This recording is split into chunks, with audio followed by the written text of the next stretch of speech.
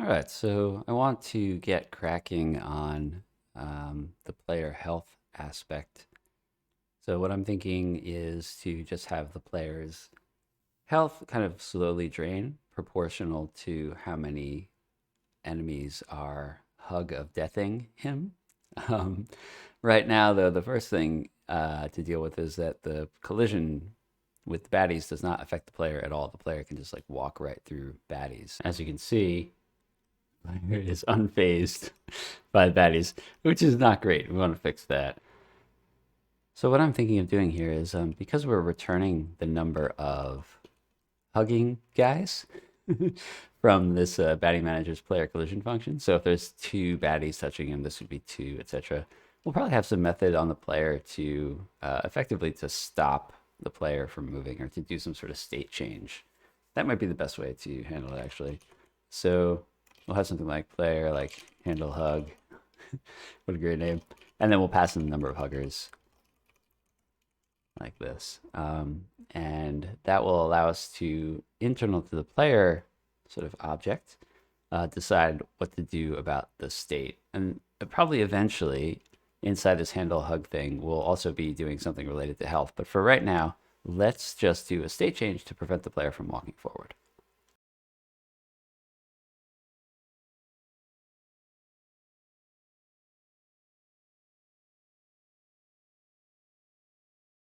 All right, so what I've got here so far is just, I'm calling this handle hug function and passing in the number of huggers. And if the number of huggers is greater than 0 and our state is not already hugged, like if we're not already handling whatever we need to handle, then switch to the hug state and set the last state timestamp to be 0 so we can deal with that later. And then down here, I've got this update hug function, which I'm going to integrate a little bit further up when we call our update based on state. I've got this p update hugged update function here, and eventually we'll do some math to deduct some health based on the number of huggers, which we'll store somewhere as well. But for right now, let's just stop the player from moving, which we can do by just not handling any inputs. Again, eventually we'll probably want to handle button inputs so that they can punch and kick their way out of this situation. But what we'll do is we'll just have a look at the current number of huggers, and if it's 0, we'll switch the state back to stand. So actually, I did not assign this current huggers value anywhere. We need to actually store this somehow. So let's say p dot hugged by count equals current huggers. And then we'll put this up here. Hugged by count equals 0. And then if hugged by count equals 0, then we'll switch the state back to stand.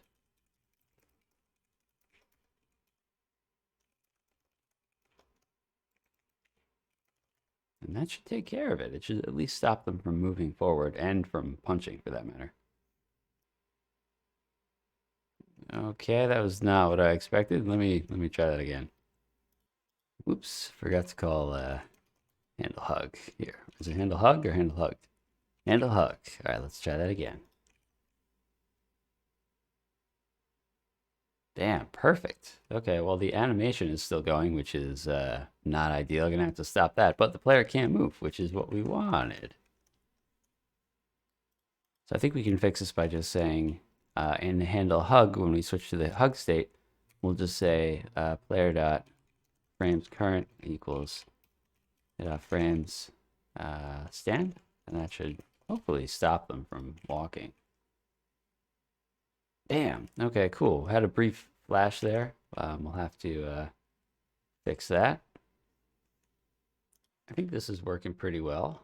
So he stops where we're at. I did have to add one additional note, which is depending on the type of enemy that is stopping you, eventually what we want to do is to have the player button mash to launch an attack to get out of the situation. But if we're only standing at full height, then it doesn't matter, like, or it'll look weird if we're just like punching and kicking regularly. So we want to allow the player to crouch so they can take out these lower enemies. So that's the single motion that I will allow here. I'm not even going to allow backward motion. That just seems like kind of silly. We'll just force them to either launch an attack up or launch an attack down. And I think they'll have to choose correctly to actually hit the enemy that is currently kind of at the front of the line. So in this case, we're diverging a little bit from the way Kung Fu does things. But I think this will work out just as well. The way I went about this is to kind of cheat a little bit. So in my update hugged function, so if the player is hugged and let's say we've killed all the baddies, so there's no more hugged by, then we'll switch back to the standing state. Otherwise, if hugged by count is 0, we're going to have a look at the buttons. And we're also going to look at the player's current frame. So this is where the cheat comes in. We're not changing the player's state. We're just checking to see what the animation, the current animation frame is to determine what to do next. So if the player is being drawn standing up and they're pressing down, then we'll switch to the crouching the crouching frames, and we'll add 3 to the draw Y value to make it look correct. Otherwise, if the down button is not being held and we're crouching, that means we need to stand up. So we'll switch to the standing frame and we'll subtract 3 from the draw Y value. So I wasn't actually planning on doing this part yet, but I think it might actually be a good time to handle how the player gets out of the situation. Because what I realize is, as I'm trying to test this, if the baddies start hugging me, I can't do anything about it, and I have to restart the game, which sucks. So that part is going to force me to implement the sort of breakout move.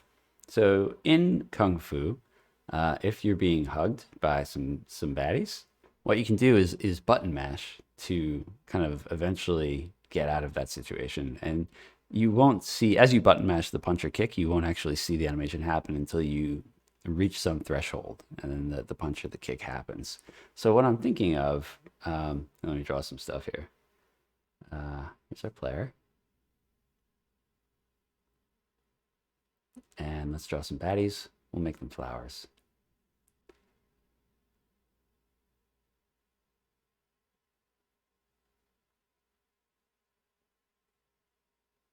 Like that. Okay, so let's say we're in this hugged state. We need to track how many times the player has tapped the button since the last time they were, since they entered the being hugged state. So let's say we need a value of like, we'll call it a mash count. That'll be the number of times the player is actually mashed on the button. And let's say that in order to break out of this hugged state, we'll have some rule like if the mash count is greater than some value, which we'll define in a second, then we'll do player.state equals stand. So we'll like restore them to the thing. And we'll also allow the attack. Actually, no, let's not do stand. Let's cross that out. Let's set it to either punch or kick, depending on what they've pressed. Punch or crouch punch, and then kick or crouch kick.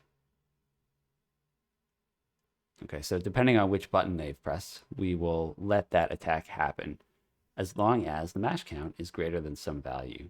And just like, let's say we only have really one value we can work with here, and that's the number of baddies being hugged by. So let's say that the number of times you press the button since you entered this like state of being hugged is like 2n, where n is the number of baddies, or the number of huggers in this case. So let's give that a try. We'll basically track the number of times the player has mashed the button. If it exceeds this threshold of 2n, we'll let the attack happen. We'll switch to the attacking state. Otherwise, if this value is still less than the threshold, then we'll just like increment that value, right? And also, if the player switches back to this attacking state, we'll have to reset mash count. So there's a few operations that we'll have to take care of. But I think this will actually work, and it might not be too hard. Let me dive in and see if I can get this thing implemented.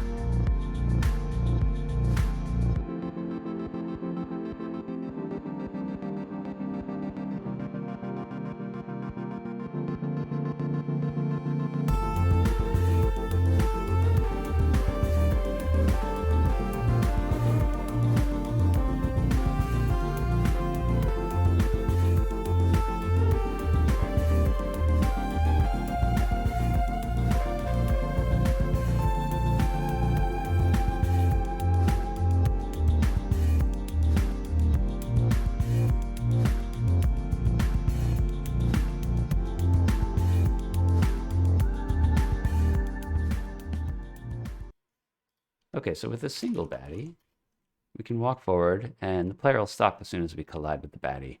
And I can press the punch button, but you'll notice the player doesn't actually punch. But up at the top, since I'm printing this mash count, you'll see like we've stored up some punch power, which is green, of course. If we press it again, still no punch because we said it has to be greater than 2 times the number of baddies. So we have to punch at least 3 times before he'll unload here. And there it is. It worked, right? And we set the mash count back to 0. Now, of course, because the baddie is a tiny little fella, we didn't actually hit him with that punch. So we got to crouch. So let's try that again. Crouching. 1, 2, 3. There we go. So everything worked as planned. We do the same thing with the kick. So we can unload a kick here, and we'll just go right over the guy's head. But if we crouch kick, bam, problem solved. So let's add some more baddies, and we'll see what happens when we've got 3.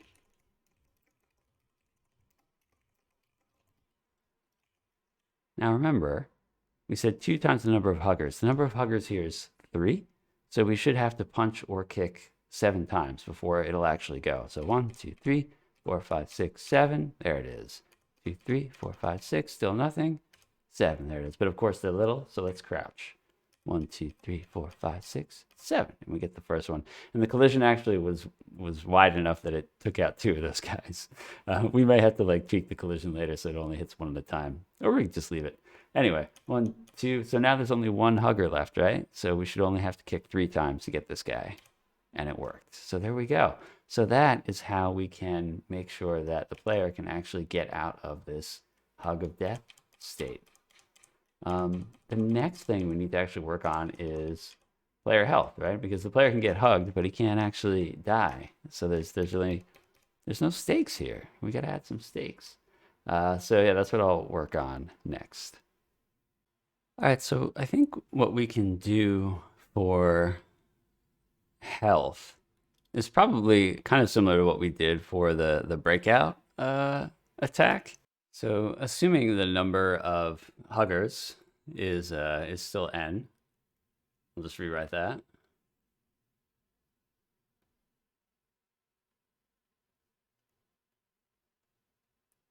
We can assume like the damage taken is proportional to n. So just as like a thought experiment, let's say we've got like 100 health for the player at full health. And I mean, I think it's reasonable to want the player to take enough damage that if they've got 3 baddies on them, let's say they'll die in like 3 seconds. So that works out to, if there's only 1 baddie, maybe it would take like 10 seconds to die, which is actually, that's kind of a long time. Let's say like 1 baddie can take them out in 5 seconds. So it'd be minus 20 health per second. Per baddie. So the damage is going to have to be the delta T. Let's switch back to the other color here. Delta T times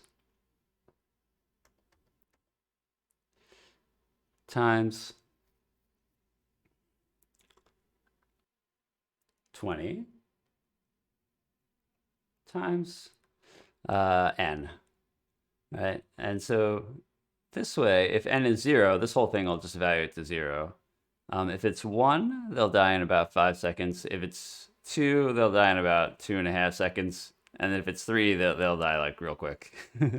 So this is preliminary values. Let's give that a shot and see how it goes. So I think what I'm thinking right now is I can probably just include this part in the regular, like just in some update function. We could only check this in the player's like, update if they're being hugged.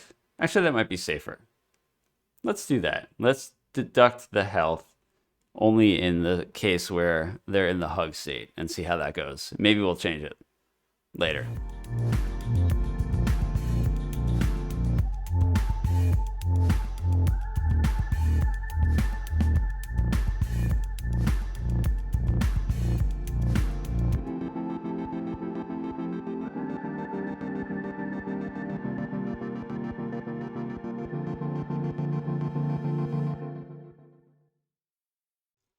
All right. I did pretty much exactly what I said. So in the update hug function, what I'm doing is just taking the delta t, how much time has elapsed, times the number of enemies hugging the player, times 20. And then if the player's health drops below 0, or is equal to 0 or less than 0, I'm just calling stop, which will just kind of essentially stop the thing from running. It'll crash the game. Until we have like proper levels working, I think that's probably fine to do something hard like this. So if we just have one enemy, you'll see that it does take me a few seconds to die here. I think that's fair. But if we crank this up and have 3 enemies,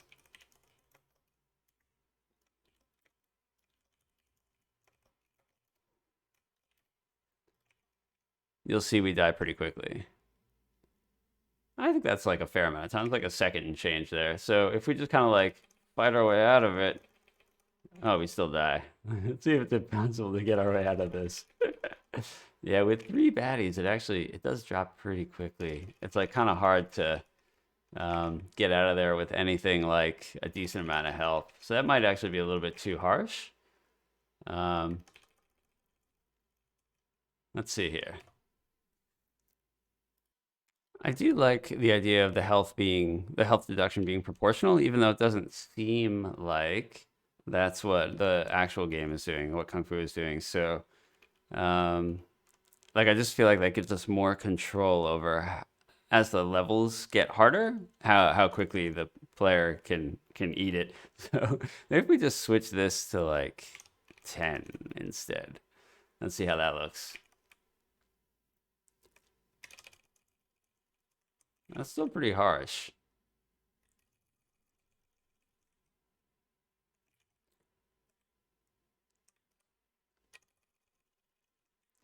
The other thing we could do is just reduce the number of button presses that are required. So rather than 2n, maybe we can just do n. Okay, I feel like that's more reasonable. So rather than needing like 6 button presses to get out of a jam like that, you only need 3 plus 1. That's pretty good. You can get out of that pretty quickly if you just button mash like a maniac. Okay, let's go with that. I think that's pretty balanced. So yeah, so there's the health. And the player can still die pretty quickly, which is good.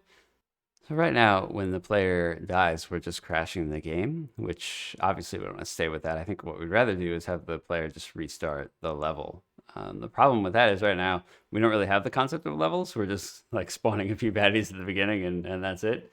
So I think the next big thing that we will need to tackle is going to be the level structure and how our main game loop interacts with that.